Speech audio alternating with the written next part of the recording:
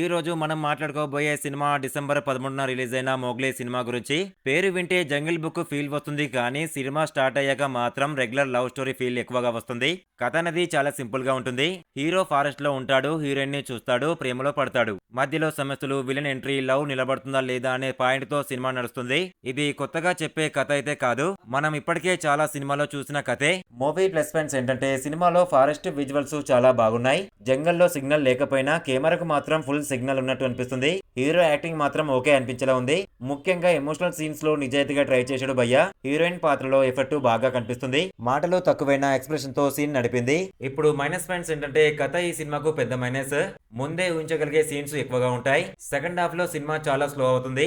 ఇంకా ఎంత టైం ఉంది అనుకుని సీట్ లో కూర్చోవలసి వస్తుంది. పాటలు, బ్యాక్గ్రౌండ్ మ్యూజిక్ గుర్తుండిపోయేలైతే లేవు.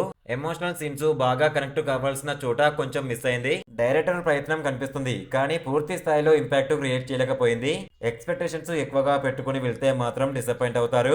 లో ఎక్స్పెక్టేషన్ తో వెళ్తే ఒకసారి చూడొచ్చని అనిపించే సినిమా ఇది. ఫైనల్ గా మోగ్లీ ఒక యావరేజ్ లవ్ డ్రామా. విజువల్స్ కోసం ఒకసారి చూడొచ్చు కానీ థియేటర్ లో తప్పగా చూడాల్సిందే అనే ఫీల్ అయితే లేదు. ఓటీటీలో టైం ఉంటే చూసే టైప్ సినిమా ఇది. ఈ మూవీకి నా రేటింగ్ వచ్చేసి 2/5.